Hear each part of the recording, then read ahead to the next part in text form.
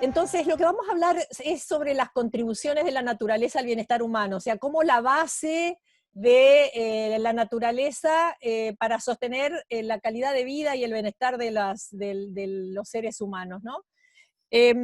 Cuando hablamos de, bueno, tenía una anterior, ahí de qué voy a hablar en esta charla, bueno, les voy a hablar de las contribuciones en general de la naturaleza, qué es lo que está causando la pérdida de biodiversidad, un poco la información a partir de estos informes de la IPBES que les comentaba, tanto de la evaluación de las Américas como de la evaluación global, un poco de resiliencia y restauración y las opciones que tenemos para abordar estas coyunturas de enorme crisis ambiental y socioambiental en el mediano y en el largo plazo, y algunas reflexiones finales acerca de los desafíos con los que nos enfrentamos. Pero antes que nada, definamos un poco el término de naturaleza, ¿no? Cuando uno habla de naturaleza, lo primero que se nos viene a la cabeza es lo natural, lo prístino, las especies que están en peligro, las especies emblemáticas, el paisaje, el agua, en fin, todos los ciclos naturales.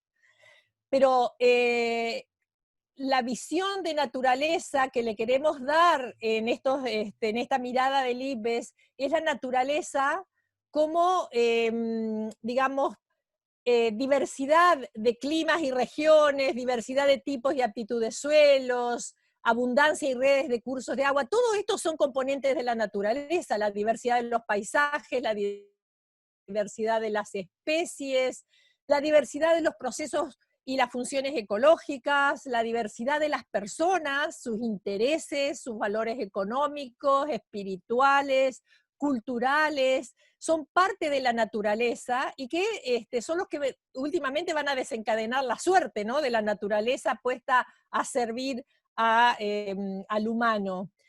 Nuestra visión de la naturaleza no es solo lo prístino, ¿no?, sino es el ambiente con las sociedades humanas y sus actividades dentro de la naturaleza.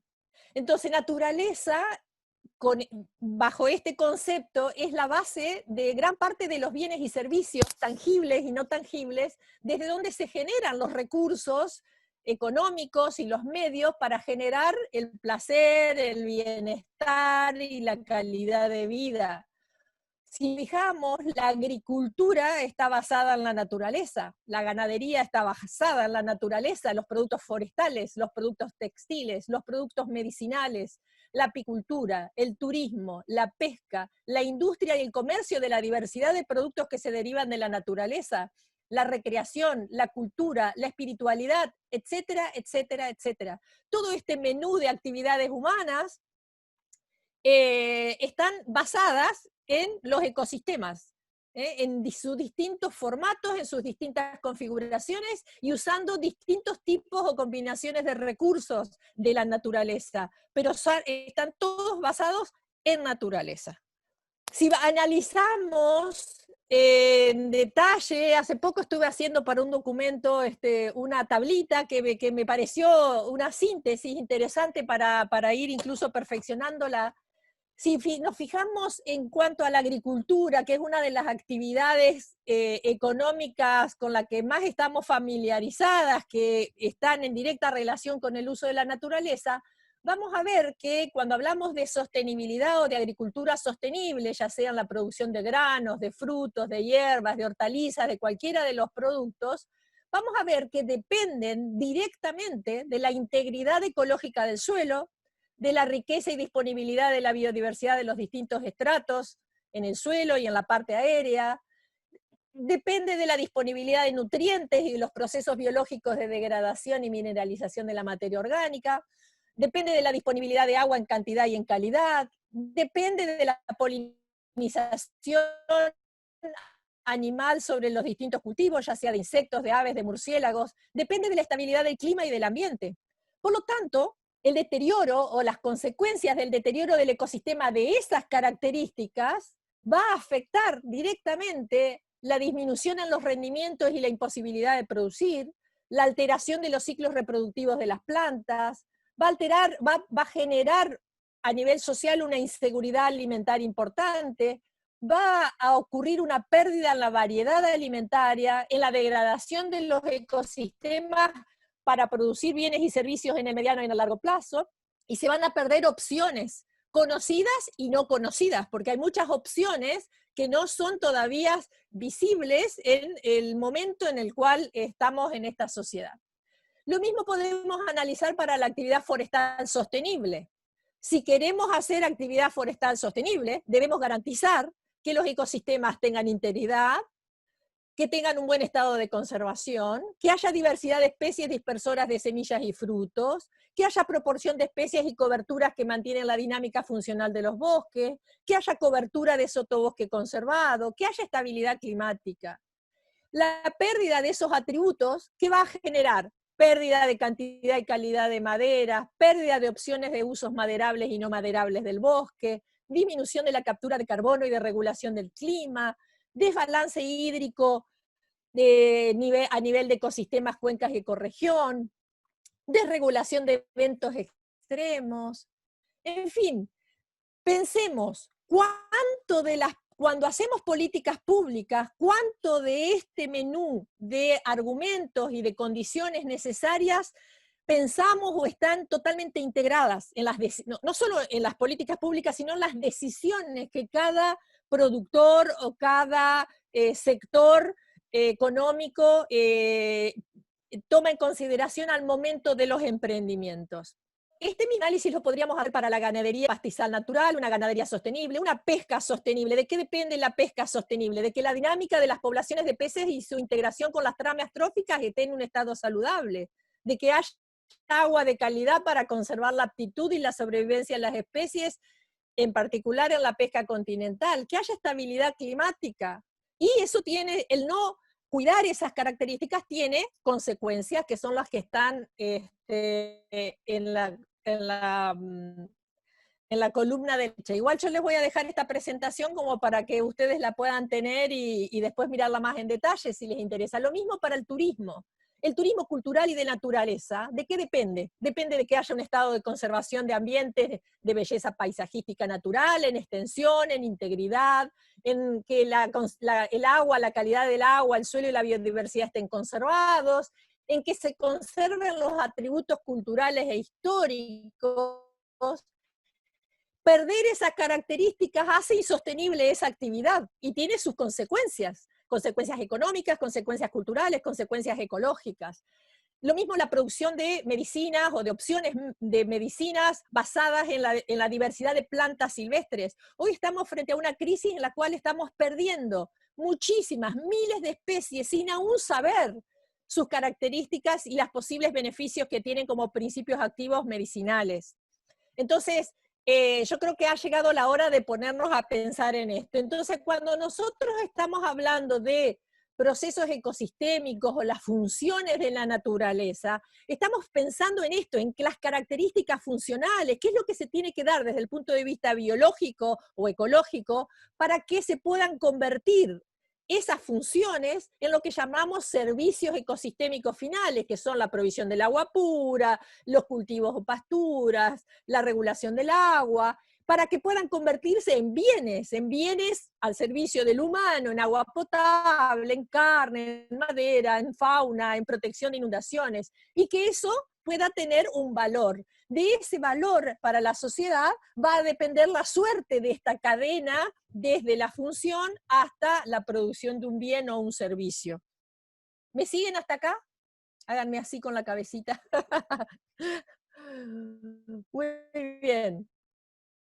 Entonces, hay un ciclo, digamos, ¿no? Está el ciclo de la naturaleza, por un lado, que requiere de muchas características propias de los ecosistemas, pero también, sobre todo, desde el crecimiento poblacional y la gran presión humana que hay sobre los ecosistemas, es preciso mirar el ciclo completo de los ecosistemas y con las actividades humanas que actúa sobre ella, ¿no? Y de aquellas hay factores que podemos identificar directos, que los van a afectar en forma directa, pero hay un montón de otros factores indirectos, no perceptibles, no fácilmente percibidos por la sociedad, pero que están alterando esa capacidad de la naturaleza en producir bienes y servicios ecosistémicos, y que son, digamos, de enorme responsabilidad del ser humano, porque pasa por todo lo que es la estructura, la arquitectura institucional, social, en cómo se organiza la sociedad para lograr ciclos virtuosos o no virtuosos de esas relaciones sociedad-naturaleza.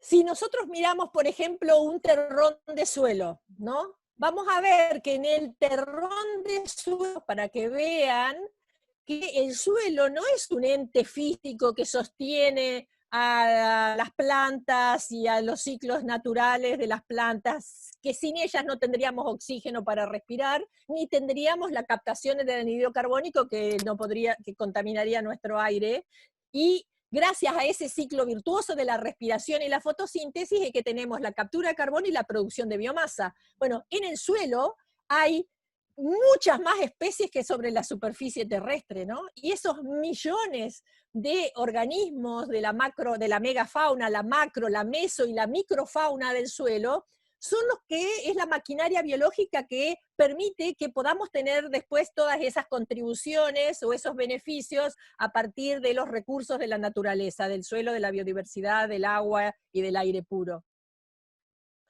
Si nosotros analizamos con la misma lógica, vamos a ver que hay grupos biológicos que dependen mucho de las decisiones humanas sobre la superficie, que si no estuvieran ahí, no estarían cumpliendo las funciones que tienen. Cuando uno habla de, por ejemplo, biodiversidad del suelo, lo primero que piensa son en las lombrices, pero hay millones de otras especies que cumplen funciones similares. O sea, lo interesante es que los ambientes ricos tienen lo que se llama redundancia funcional, que es, hay muchos organismos que cumplen funciones, o sea que si desaparecen algunos, hay otros que lo van a seguir cumpliendo, pero la calidad de esas funciones se va deteriorando.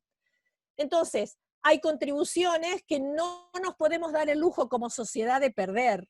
Y la realidad es que la conservación del suelo, no solo en su estructura física, sino en su composición biológica, está en una crisis tremenda en nuestro país.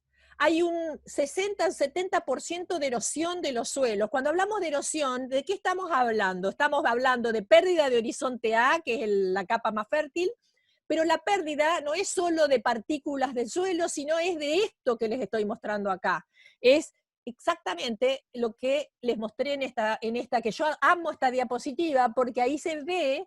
Fíjense la escala, ¿no? Hay un terroncito ahí que le muestra la mesofauna del suelo, y de ahí otro terroncito más milimétrico de 1 miligramo de suelo, que tiene toda la cantidad de microorganismos que son los que terminan de cumplir la función de desmineración para que las plantas puedan absorber el nitrógeno, el fósforo, el potasio y todos los minerales que hacen posible que la planta sea planta, porque no es solo oxígeno, sol y agua, también es nutrientes que hacen que las plantas puedan crecer, desarrollarse y generar azúcares y demás, ¿no?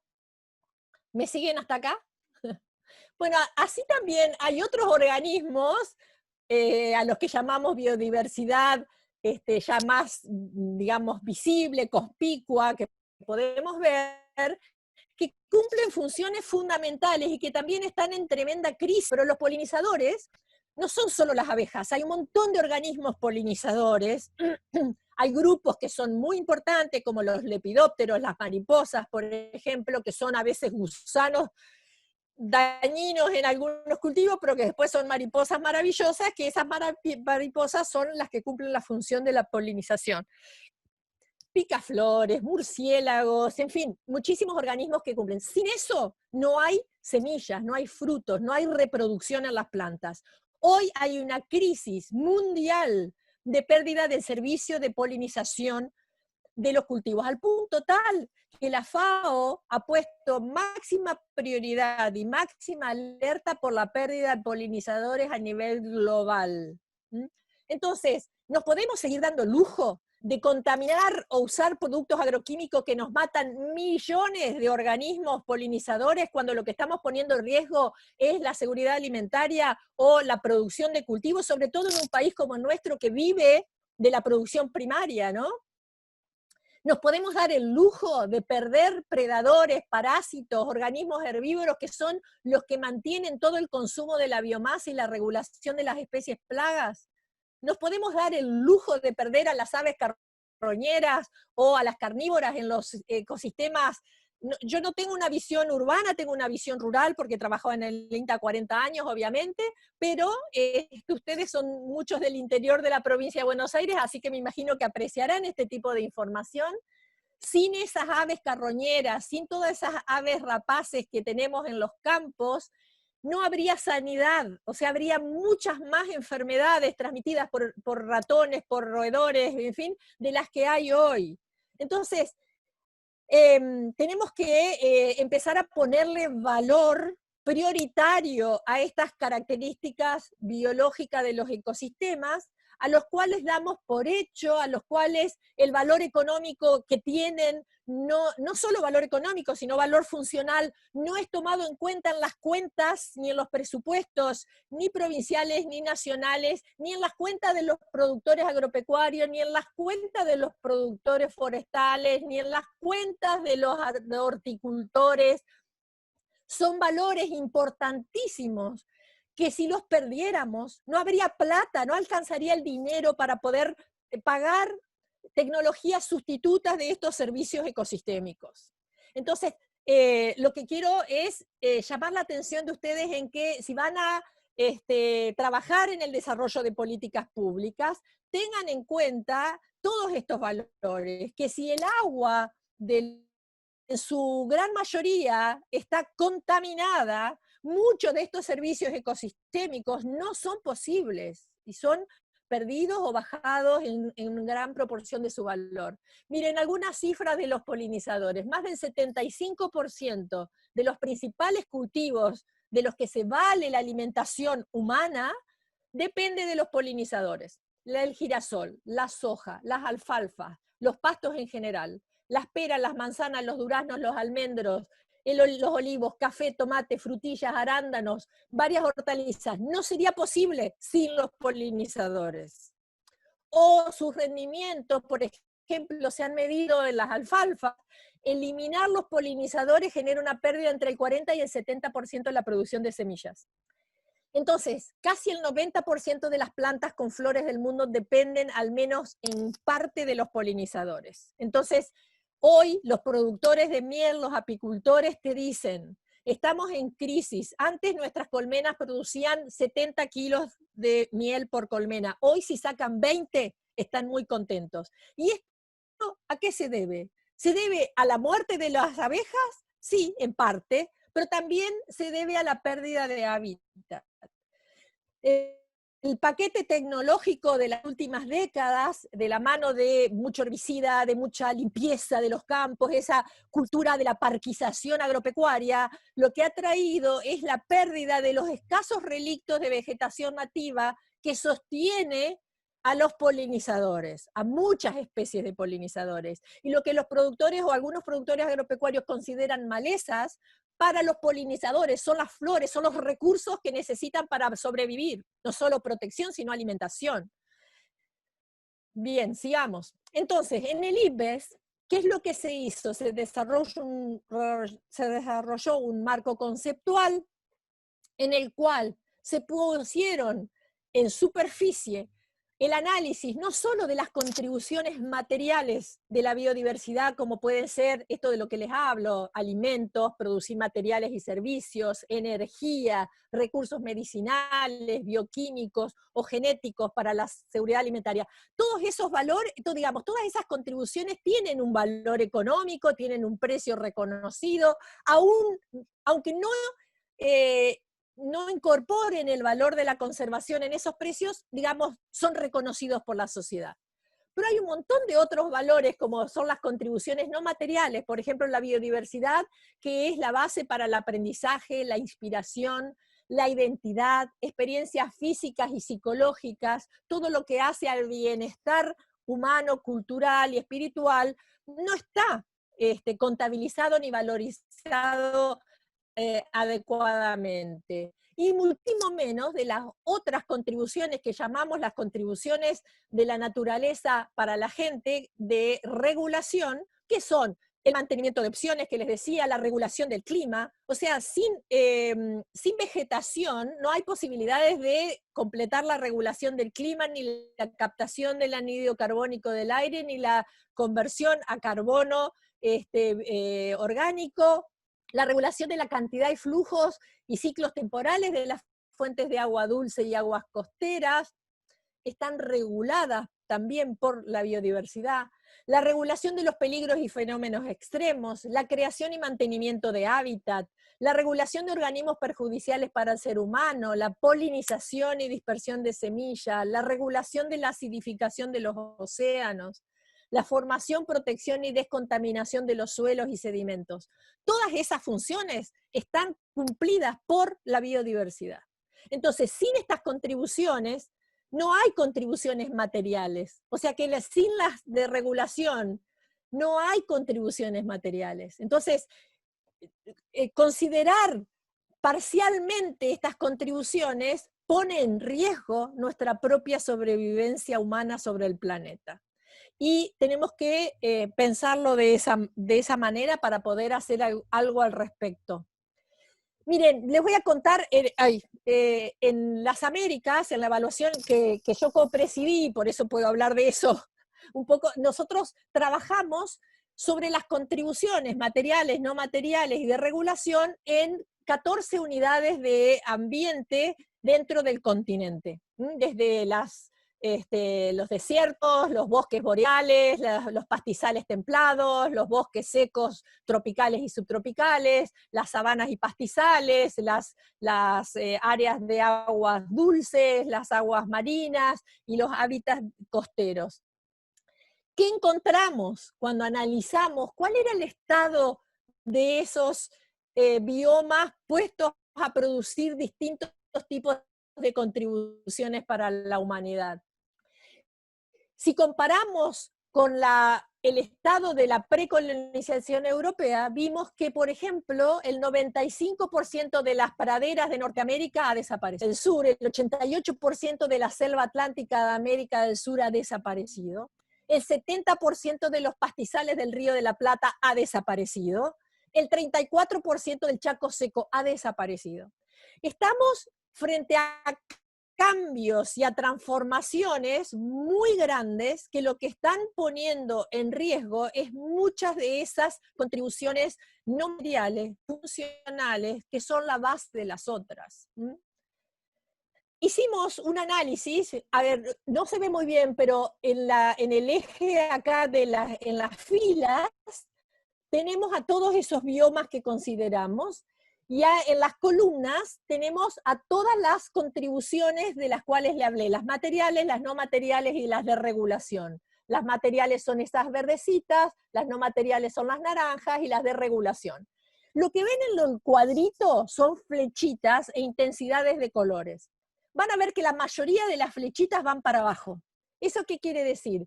Que el 65% de todas esas contribuciones en todas estas unidades ecosistémicas han disminuido. Y de ese 65% que ha disminuido, han disminuido fuertemente, el 21%. Que la regulación de eventos extremos y plagas nocivas, esa capacidad de los ecosistemas, se ha reducido. Que ha disminuido el mantenimiento de los sistemas de conocimiento e identidades culturales. América, que es uno de los continentes con la mayor riqueza cultural, de culturas indígenas y pueblos, digamos, culturas locales, eso ha disminuido notablemente. La polinización y dispersión de semillas ha caído dramáticamente, y hay una crisis de diversidad lingüística del 60% de lenguas amenazadas. Esto a modo de ejemplo. Todo esto está en un informe, digamos, en un informe de 700 páginas, pero también en un resumen de 30 páginas, que está en castellano, que se puede bajar de la página web del IPBES, ahí está www.ipbes.net, pueden bajarlo y leerlo para poder informarse sobre lo que está pasando en los ecosistemas de las Américas. En la evaluación global que hizo el IPBES, que se publicó el año pasado, llegaron a análisis similares a los nuestros. Ellos analizaron todas las contribuciones, 18 categorías de las 3 grupos de contribuciones, y analizaron a través de algunos indicadores. Y vieron lo mismo, más o menos lo mismo que nosotros en las Américas, solo hay 4 que hay una pequeña diferencia, pero ha disminuido la creación y mantenimiento de hábitat, la polinización, la regulación de la calidad del aire, ha disminuido la regulación del clima, ha disminuido la regulación de la cantidad, distribución y temporalidad del agua dulce, ha disminuido la regulación de los eventos extremos, ha disminuido la regulación de los organismos nocivos, en fin. Puedo seguir así, no los quiero cansar, pero a ver, semáforo amarillo y rojo. Debemos tomar nota de esto que está pasando y que no es ajeno a lo que está pasando en nuestro país también. La diferencia es que no hemos hecho este análisis todavía. Si miramos las especies, por ejemplo, vamos a ver que las especies hay en riesgo de extinción o de disminución o en peligro de extinción, hay más de 1 millón de especies a nivel global, entre plantas, animales y microorganismos. Y muchos que ni siquiera sabemos que existen, porque hay un montón de especies que todavía no han sido descubiertas y ya se perdieron, digamos, ¿no? Ya no las vamos a descubrir nunca jamás. Entonces, hay en este gráfico se ven en distintos colores, hay el rojo, por ejemplo, están en grave peligro de extinción en distintos grupos, desde peces hasta crustáceos, aves, mamíferos, reptiles, en fin, plantas, corales.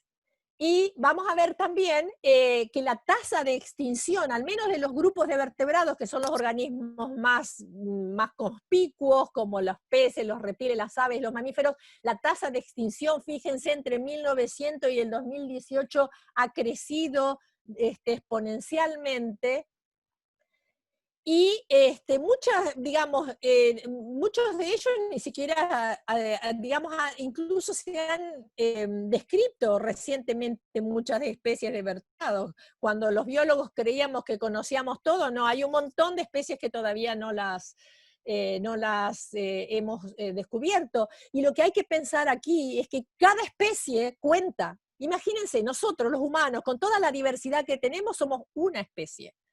Dentro de un grupo biológico, qué sé yo, las aves, que hay 2000 especies, cada especie es una entidad biológica propia, única, que cumple un rol funcional dentro de los ecosistemas. Y es tanto el desconocimiento que hay respecto a esos roles funcionales, que nos parece que da lo mismo perder una, perder 5, perder 10, no importa, total hay redundancia ecológica en los ecosistemas, pero hay un punto que se llama el punto de la resiliencia, un punto de no retorno, donde una especie puede no recuperarse, pero un grupo de especies que cumplen roles funcionales similares, si se pierden más de la cuenta, digamos, hay toda una función ecosistémica que se pueda perder. O sea que perder funciones en la naturaleza, perder especies no es gratis, ¿no?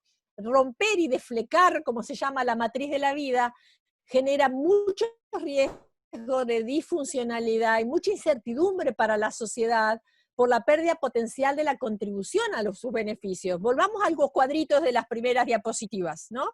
Todos los roles funcionales que tienen las especies para sostener nuestras actividades humanas, las actividades de las cuales nosotros dependemos, la agricultura, la ganadería, la forestación, la medicina, en fin.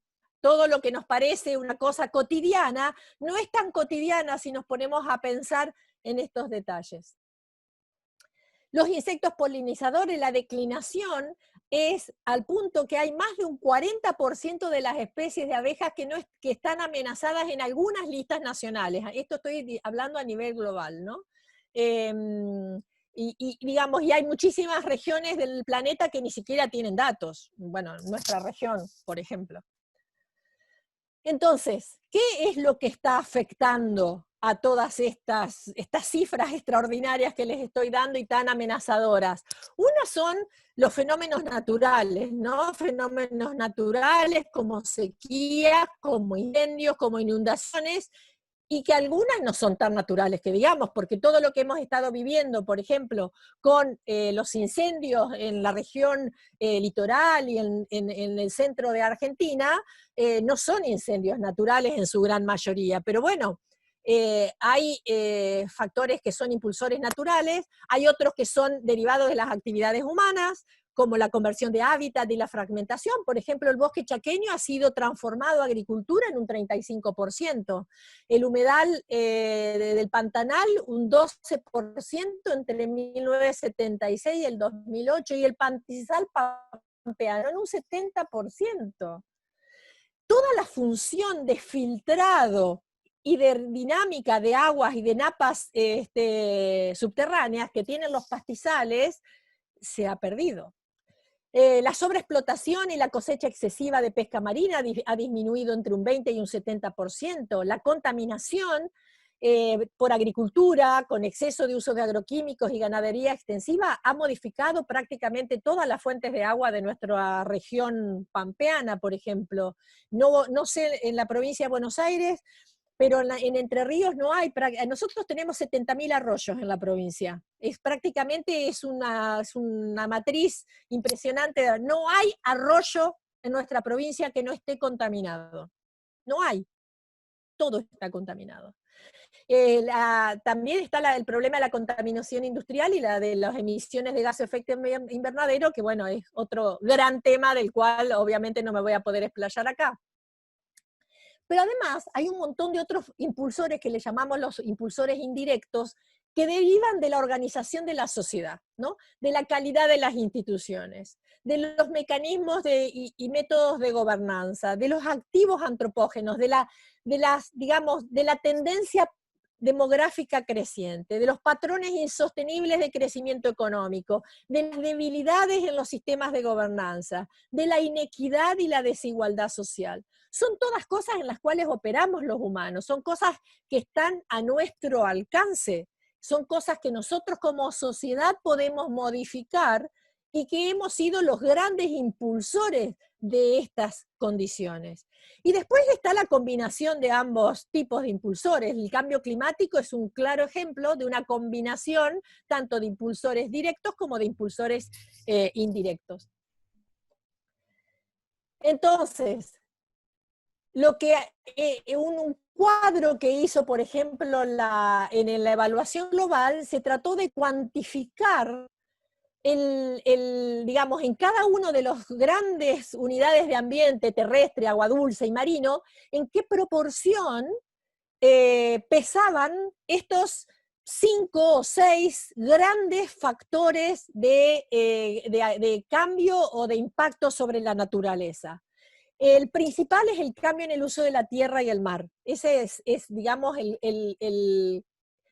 el factor más importante de amenaza sobre el estado de la naturaleza. La explotación directa, el cambio climático como tercera fuerza, la contaminación como cuarta y la gran dispersión de especies exóticas e invasoras que han pasado a reemplazar, a modificar la dinámica y la composición de los ecosistemas puestos a producir distintos tipos de bienes y servicios, ¿no? Bueno, acá hay algunas a la derecha, algunas cifras, algunos números que en beneficio del tiempo no voy a detallar, pero que ustedes después pueden mirar con mayor detenimiento. O pueden ir a los informes, que son muy fáciles de leer, están muy bien escritos y muy bien sintetizados, que digamos, para grupos que están responsabilizados del diseño de políticas públicas, es muy importante, es una enorme fuente de información y de ideas, y para hacer lo que yo siempre llamo la copia creativa, digamos, ¿no? Uno puede copiar creativamente algunos instrumentos, algunas políticas que han sido exitosas en otras partes del mundo o en sociedades con similares características a las nuestras. Hay señales en la naturaleza que son que son inconfundibles. Aquí cabe duda que en estas fotos, por ejemplo, que las he tomado yo en mi trabajo de gestión ambiental en el INTA por tanto tiempo, es decir, si uno ve esto, claramente sabe que hay algo que no está funcionando bien. La sociedad se tiene que hacer cargo de esto, pero los representantes de la sociedad en la toma de decisión, en los instrumentos de regulación, tienen que tomar cartas en el asunto. Y no siempre se toma cartas en el asunto. Yo el tema de contaminación lo conozco bien porque le dediqué varios años de mi vida a esto y he visto la enorme resistencia que hay a nivel de los organismos responsables del control de la calidad ambiental para modificar algunas cuestiones que se chocan con intereses sectoriales. Entonces, o gobernamos para el bien común, o gobernamos para los intereses sectoriales, o hacemos una combinación de los dos, que a lo mejor es la combinación más virtuosa, por decirlo de alguna manera.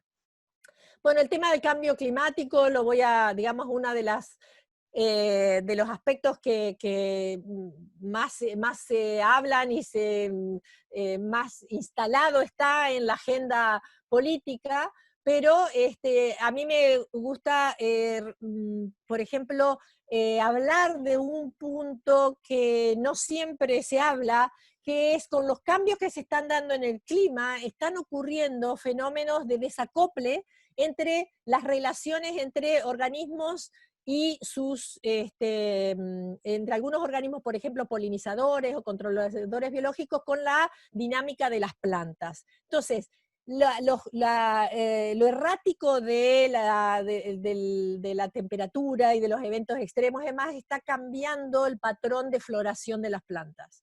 Y por lo tanto, se está produciendo un acople entre los polinizadores y los organismos dispersores de esas plantas, y entonces es otro de los factores que está realmente jugando en la caída en la productividad de las plantas. Y me parece que, si bien lo más visible son las inundaciones y los daños materiales que se producen en el cambio climático, también se están produciendo estos silenciosos entre los componentes de la biodiversidad y que sí o sí van a impactar sobre el valor económico que los humanos asignamos a esas relaciones.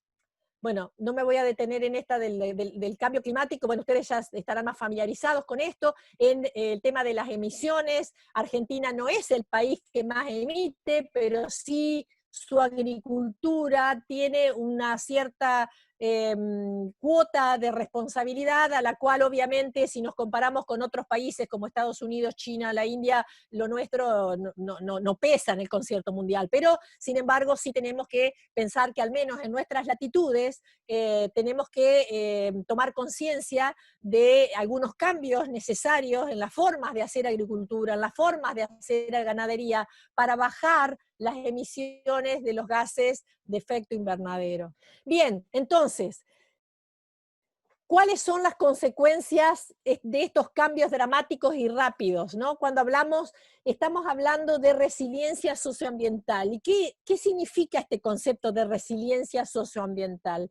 La resiliencia es una capacidad que tienen todos los sistemas, sean físicos, sean naturales, sean psicológicos, en el cual es nuestra capacidad de resistir cambios hasta un cierto punto, en el cual, si lo superamos, cambia totalmente el funcionamiento y por lo tanto la prestación de servicios de ese sistema.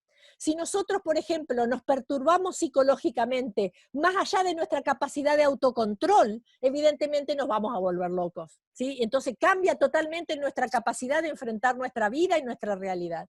En los sistemas naturales, en los sistemas ecológicos, naturales o transformados, la resiliencia también opera. O sea, podemos perder especies, podemos perder funciones hasta un cierto punto. Si superamos ese cierto punto que desconocemos, porque no lo sabemos, es muy probable que ese sistema pase a ser algo diferente, algo que ya no va a tener la capacidad de prestar los servicios que actualmente presta. Y entonces eso pone una cuota de incertidumbre muy grande, porque si uno tiene una economía basada en la producción de cultivos y de pronto deterioró tanto el suelo, deterioró tanto la biodiversidad del suelo que ya no puede producir esos cultivos y va a tener la aparición de alguna otra cosa, a la economía, todo el bienestar, toda la calidad de vida que hay sobre ese ecosistema va a verse perturbado y modificado. Entonces va a perder su resiliencia socioambiental. Entonces hay un montón de consecuencias ambientales que son evidentes, que tienen que ver con la degradación de los suelos y la desertificación, con la disminución y extinción de especies, con el agotamiento de los recursos, con la disminución y la degradación de la calidad del agua dulce, con la contribución al cambio climático, con la expansión de las especies exóticas e invasoras, que en su conjunto o individualmente van a tener consecuencias sociales. O sea, todo eso contribuye a la pobreza, contribuye a la inseguridad alimentaria, contribuye a los problemas de acceso al agua y a los recursos naturales, contribuye al deterioro de la salud. Estamos frente a la aparición, bueno, lo que ha sido toda esta cuestión del dengue, el chikungunya, el COVID-19, la influenza aviar, que son procesos que surgen de las grandes transformaciones que se dan en los ecosistemas y en el acercamiento entre el ser humano y la fauna silvestre, que son normalmente los portadores de estos virus. El deterioro de los sistemas de producción por invasiones biológicas, los sistemas se vuelven más vulnerables. Entonces, el tema de la resiliencia tendría que ser casi como un factor, como un denominador común a tener en cuenta en las políticas públicas, porque no va a ser posible sostener las contribuciones de la naturaleza para la gente, todas estas que les he estado hablando desde que arranqué, si no conservamos estas cualidades, estas particularidades. Y todo esto, ¿qué es lo que genera? Afectación sobre el bienestar humano actual y futuro. Como sociedad global hemos hecho acuerdos, ¿no? Hemos hecho acuerdos, hemos puesto metas, como son las metas Aichis dentro del convenio de diversidad biológica. No sé si todos estarán familiarizados con eso, pero el convenio sobre diversidad biológica, del cual Argentina es miembro y parte, y lo ratificó por ley suprema de la nación. Lo mismo los objetivos de desarrollo sostenible. El análisis que hemos hecho en los informes de IPBES es que estas metas y estos objetivos no se están cumpliendo. Las metas vencen este año y se están elaborando nuevas metas que se llama las metas post-2020, que tienen como objetivo fundamental para la humanidad vivir en armonía con la naturaleza. La pregunta que nos debemos hacer es ¿cómo lo hacemos? ¿Cómo hacemos para vivir en armonía con la naturaleza? Y no es más ni menos que empezar a prestar atención en que nuestras actividades humanas deberían conservar todas esas contribuciones de regulación de las que le hablé muy al principio de mi presentación. Entonces necesitamos promover cambios que transformen esta realidad en la cual estamos inmersos.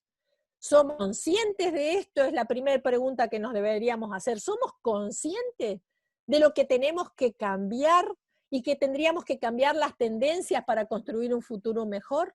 Una de las primeras cosas que viene a la cabeza es decir, bueno, una de las primeras cosas que tenemos que hacer es poner el valor de la naturaleza para el bienestar humano en primer plano y construir una relación sostenible entre humanos y naturaleza. Una de las cosas importantes que debemos cambiar son nuestros patrones de consumo. Claramente estamos usando más recursos de los que tenemos para producir los bienes que usamos y no usamos, pero que son vitales para la sostenibilidad socioambiental. Tenemos que modificar la forma en que producimos los alimentos, los procesos que generamos para disponer las tierras productivas. Hay mucha tierra productiva que se está disponiendo para otra cosa, perdiendo capacidad en la producción de alimentos. O sea, muchas de las tierras, mejores suelos de la Argentina hoy está bajo desarrollos inmobiliarios o toma de tierras, las mejores tierras fértiles están siendo tomadas para desarrollos no me sale ahora, pero bueno, desarrollos poblacionales. no me sale el término correcto, pero bueno, estamos interviniendo bosques, pastizales, humedales para convertirlos en tierras agrícolas a tasas que son inaceptables, o no estamos respetando la ley de presupuestos mínimos para el ordenamiento territorial de los bosques. O ojalá que salga la ley de humedales, pero que también debería tener presupuestos mínimos para transformación de los humedales, porque los humedales cumplen funciones absolutamente fundamentales para la calidad de los ecosistemas y por lo tanto la calidad de vida humana. Entonces lo que necesitamos es hacer una transición a modos más agroecológicos, así como necesitamos hacer transición energética desde el uso de los combustibles fósiles a modos de energéticos sostenibles. El tema de cómo las industrias y los ciudadanos están procesando sus residuos, porque mucha de la contaminación de los cuerpos de agua dulce de nuestro país están contaminados, además de los residuos agropecuarios, con residuos urbanos o residuos industriales. Bueno, el tema de las energías que ya dije, la actitud del ciudadano frente al deterioro ambiental. Hay una anomia generalizada, una indiferencia generalizada, no, digamos, soy injusta porque hay un montón de gente que sí está interesada y está, pero en proporción somos los menos. Lo que tendríamos que hacer es tratar de contagiar el cuidado o este concepto de cuidado ambiental para poder tener una sostenible, ¿no? Y sí o sí necesitamos analizarnos con nosotros adentro de los ecosistemas, porque los ecólogos por un lado, los demógrafos por el otro, sociólogos por otro lado, no, digamos, no vamos a hacer un buen trabajo. Entonces, este trabajo de trabajar en pos de cambiar la actitud social, que la deberíamos hacer a través de la educación, debería ser interdisciplinaria, debería ser diseñada con distintos enfoques integrados para que fuera realmente mucho más asertivo. La educación es para mí absolutamente fundamental, o sea, si no introducimos todos estos conceptos en las currículas formales y en la educación no formal, incluso en la comunicación al público en general, tenemos que educar más a los periodistas, a los comunicadores, a la gente que es formador de opinión. Debemos empoderarlos con estos conocimientos, porque evidentemente hay una gran ignorancia, hay un gran analfabetismo ambiental en grandes sectores de la sociedad que son formadores de opinión y de tendencias también, ¿no?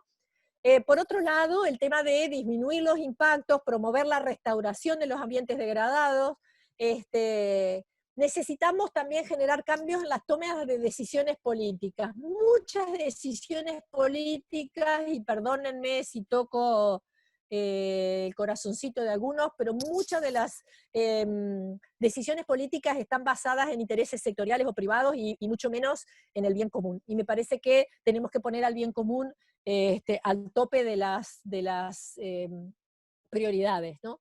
Entonces el cambio de abordaje, ¿no? ¿Cuál es el cambio que les propongo y que nos estamos proponiendo nosotros dentro del IPBES, que es el grupo en el que yo estoy, que estamos tratando de influir en la agenda mundial, en la agenda continental y también en la agenda de los países? En los países que nos pidieron que hiciéramos estos informes, o sea, porque el IPBES no hace los informes porque se le antoja. Los países miembros, que en este momento son más de 140, en el caso del IPBES, le pidieron al secretariado que conforme grupos de científicos interdisciplinarios para que hiciéramos esto. Entonces nosotros que estamos haciendo esto, le estamos diciendo a los países, ojo, miren, estos son los datos que estamos generando, que ha sido una enorme síntesis de miles y miles de trabajos publicados o de informes institucionales formales o del conocimiento tradicional e indígena que ha sido incorporado también dentro del análisis, porque hay mucho que tenemos que aprender de las comunidades indígenas en el manejo de los recursos de la tierra. Entonces, la invitación es hacer un trabajo interdisciplinario, intersectorial, incluso a nivel gubernamental. Muchos de estos problemas no se resuelven con el trabajo del Ministerio de Ambiente por un lado, de Industria por el otro, de Desarrollo Social por otro, no. Muchos de estos temas socioambientales de los que estoy hablando se resuelven trabajando interministerialmente, intersectorialmente, inter, porque ninguno tiene ni el conocimiento ni todas las herramientas para poder resolver. Son problemas complejos que requieren soluciones complejas. Y también necesitamos aprender a identificar las señales. La naturaleza nos da señales. Algunos dicen, ay, Dios nos está castigando, qué sé yo, sí, ponele el nombre que quieras, Dios, la naturaleza, los espíritus o quienes, cualquiera sean las creencias de cada uno de nosotros, necesitamos interpretar esas señales. Si nosotros vemos grandes cárcavas o suelos volados o peces muertos o lo que sea, evidentemente hay algo que no está funcionando bien, entonces debemos actuar, no podemos permanecer indiferentes frente a eso, ¿no? Y muchas de las soluciones están basadas en la naturaleza. Muchas de las soluciones que se plantean, por ejemplo, para mitigar o adaptarse al cambio climático, son soluciones basadas en la naturaleza. Es un poco volver a los orígenes, ¿no? Y además es necesario analizar costos y beneficios de las decisiones que se toman en los territorios, ¿no? Necesitamos pensar, ¿quién paga todo esto? ¿Qué le estamos dejando a nuestras generaciones futuras? ¿Cómo los involucramos a los jóvenes ya para que entre todos, entre los que hicimos los desastres y los jóvenes que van a tener que resolverlo, podamos trabajar juntos para empezar a resolver estos problemas? No podemos dejarle a próximas generaciones, no podemos aceptar de que tenemos todos los instrumentos de política y el problema es que nadie los cumple, no digo nadie, bueno, mi marido siempre me decía, no digas nadie, no digas todos, bueno, hay una enorme proporción de la sociedad que no cumple las normativas, entonces ¿para qué las tenemos si no las vamos a cumplir? Porque si por alguna razón están puestas, digamos, ¿no? Entonces, bueno, esto de los problemas complejos requieren soluciones complejas, o a veces no son tan complejas, a veces es el sentido común y el respetar lo que nos dice nuestra Constitución Nacional. Tenemos una Constitución que nos dice, todos los ciudadanos de nuestro país tenemos el derecho a vivir en un ambiente sano, bla, bla, bla, bla. Bueno, no hay mucho no hay mucho que inventar. Tenemos entonces que pensar en términos socioambientales, tenemos que considerar todas las contribuciones de la naturaleza para la gente, no solo las materiales, sino también las que no son materiales y las que son de regulación, que son un montón y que no son tenidas en cuenta y que no tienen precio y que no forman parte de los presupuestos. Y yo creo que eso es lo que tenemos que rescatar y pensar y hacernos la pregunta, ¿cuál es nuestro futuro deseable, ¿no? ¿En qué planeta queremos vivir? ¿En qué país queremos vivir? Si no nos hacemos esa pregunta y empezamos a actuar en consecuencia, difícilmente podamos tener un futuro entusiasmador, ¿no? Entonces, lo que es normal hoy, lo tenemos que transformar en una normalidad a futuro. Y voy a hacer un vis a vis rápido. Un deterioro ambiental es la normalidad hoy. Bueno, pero los procesos productivos industriales que ignoran la sostenibilidad, o la sustentabilidad y la sostenibilidad, que son dos cosas sutilmente diferentes, tenemos que ir hacia procesos productivos que estén revisados, que tengan soluciones basadas en procesos ecológicos. Si tenemos falta de apego a las normas y a las políticas que no se cumplen, bueno, tenemos que ir hacia las normas y políticas revisadas para que sean cumplibles, que estén en línea con las metas de desarrollo sostenible, que estén en línea con la conservación de la biodiversidad y las contribuciones de la naturaleza para la gente. Si tenemos un sistema educativo cuestionado, bueno, tenemos que ir hacia una educación para un futuro complejo e incierto. Tenemos que pensar en cómo estamos educando para que los niños que van a ser los tomadores de decisiones del futuro tengan la capacidad de interpretar la complejidad y la incertidumbre. Bueno, no sé si tengo más tiempo, ustedes me van a decir, pero bueno, si tenemos decisiones desarticuladas que involucran al clima, al ambiente y a la calidad de vida, tenemos que ir hacia decisiones articuladas entre los ministerios, entre las direcciones, según las necesidades y la solución de los problemas sociales y ambientales. Y así podría seguir un rato más, pero acá la dejamos. Entonces, ¿cómo hacemos para encarar el futuro? Esa es la cuestión. Tenemos que pensar, tenemos que dialogar, tenemos que informarnos, tenemos que planificar, participar, colaborar, pero fundamentalmente actuar, ¿no? Entonces, como les decía hace un ratito, hagamos honor al artículo 41 de nuestra Constitución Nacional, que fue, digamos, una propuesta o, digamos, de nuestro partido, o representante de nuestro partido. Todos los habitantes gozan del derecho a un ambiente sano, equilibrado y apto para el desarrollo humano. Bueno, hagamos honor a eso. Muchas gracias.